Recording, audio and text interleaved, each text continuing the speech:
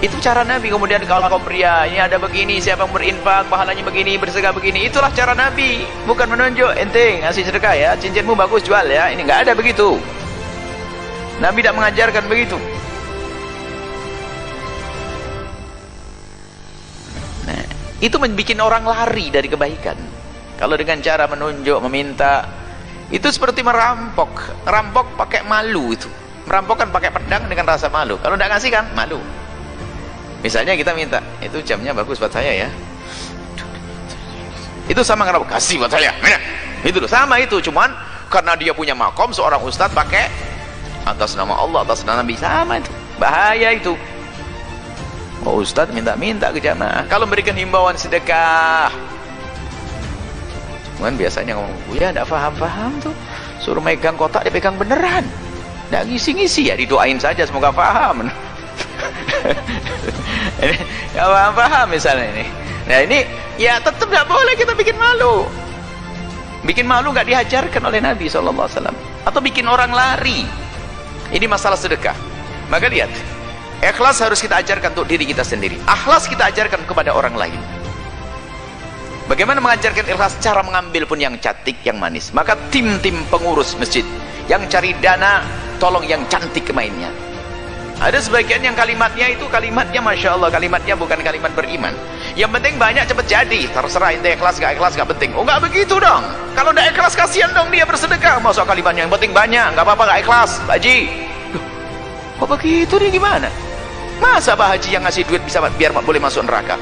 Kita itu membuat masjid untuk mengajak orang masuk surga. Yang bersedekah pun bagaimana dia dengan penuh kerelaan, senang masuk surga. Sudahlah, jangan dikit-dikit, ikhlas dikit. Mending banyak gak ikhlas gak apa-apa. Ini kadang muncul kalimat begitu. Ini panitia yang salah alamat. Tapi panitia yang mainnya cakep cantik, orang terpesona dengan program, rindu untuk mengikutinya. Nih coba saya tanya bapak-bapak, yang jujur, siapa yang udah punya motor dan ada BPKB-nya? Nggak mungkin nggak ada. Satu masjid begini nggak ada. Baik, doanya dirubah, pertanyaan dirubah. Yang tidak ngacung sedangkan dia punya motor dan ada BPKB-nya, kita doain besok hilang. Hasil jual tanah nggak usah dibagiin ke ahli waris, bagi aja udah sedekah ke orang lain. Nanti ahli waris tidak akan ada yang miskin, nggak ada, semua dikayakan oleh Allah Subhanahu wa Ta'ala. Ya baik, siapa yang mau duluan ngasih cincin? Ya, tinggal berapa? Tinggal kurang lebih 500.000 ada di ATM. Bawa tangan dong. Oh, iya mana? 500.000 itu 500.000. Nih sekarang sini, saya. Siapa di antara saudara, kan belum tentu semua punya toh. Siapa di antara saudara yang pengen punya duit cash 10 miliar rupiah?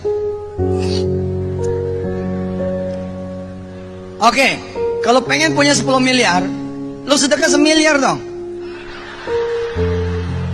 Ada enggak? Oke, kalau enggak ada, start dari 100 juta. Ada enggak? Kalau enggak ada, start dari 10 juta. Ada enggak? Kalau enggak ada, start dari 1 juta. Ada enggak? Enggak mungkin enggak ada. Kira-kira begitu. Tadinya miskin, jadi kaya, dihormati sebagai kiai, dapat harta dari umat. Itu Yusuf Mansur itu. Lihat dulu.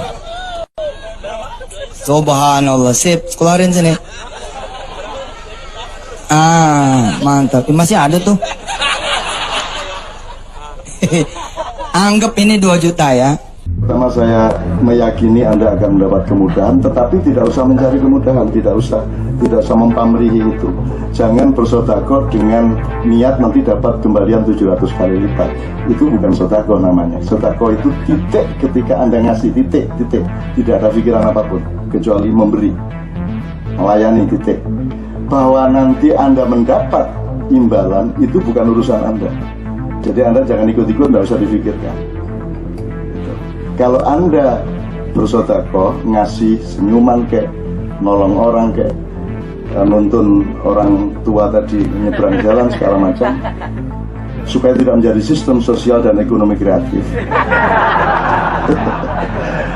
Lumayan aku ini mendengarkan ini lumayan. Ya antar saja, Anda antar saja. Semakin Anda ikhlas mengantar dan membatasi diri Anda pada pelayanan titik, itu nanti makin banyak pendapatannya. Cuman jangan terus dikonstruksi bahwa dengan begini saya akan mendapat seperti itu. Itu bukan sodako namanya, itu namanya dagang. Jadi kalau Anda ngumpulin duit juta-juta dengan harapan Apa mikir? Siapa yang percaya bahwa Allah akan membayar 10 kali lipat? Oke, siapa namanya? Rizka Marina. Rizka tadi ngacung. Tahu resikonya kalau ngacung? Iya tahu Ustadz. Apa resikonya? Ditodong. Kacau ya. Bahasanya nggak ada yang alusan apa? Tolong. Rizka, mana lihat cincinnya? Nah, coba kamera, lihat kamera cincinnya.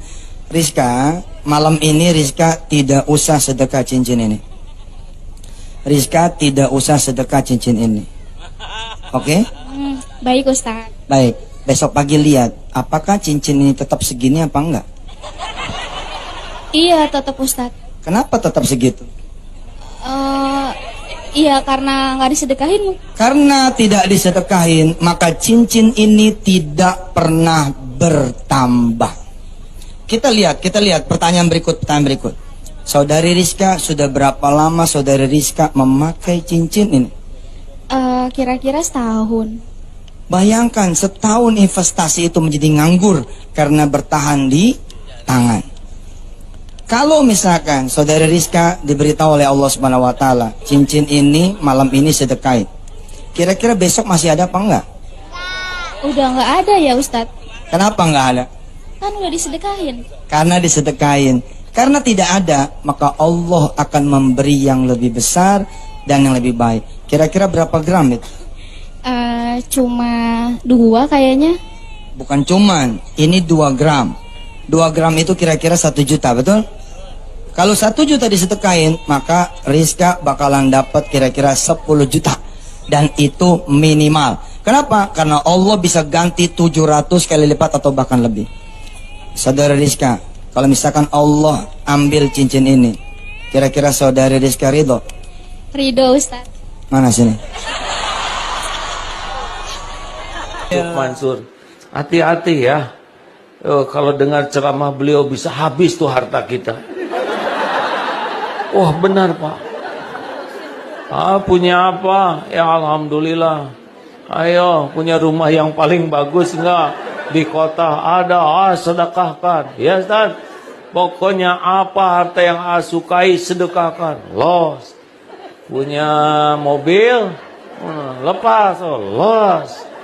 Tanah punya, wah yang puluhan tahun nabung ada, keluar les. Tabungan, tabungan juga Ustaz, iya. Bos, itu 2 hari habis tuh harta. Di kantong kalau sama dia berapa tabungannya? Tabungan saya ada kurang lebih 10 juta. Oke, sip. 10 juta itu kalau disedekahin jadi 100. Iya, 10 juta kalau disedekahin, jang. Itu jadi 100. Iya. Bahkan kalau kita minta sama Allah diganti 700 kali lipat, maka menjadi berapa? 7 miliar. Langsung to the point. Kira-kira 10 juta mau di-nolin apa mau disisain? Mau dinolin. Beliau mau sedekah 10 juta isi tabungannya. Subhanallah. Makasih Mas. Iya. Lewat mana nanti? Hah? Disedekahin lewat mana? Ya nanti diumumin. Ya. Siapa yang mau ngenolin tabungannya? Oh iya. Kemudian Nabi menyebutkan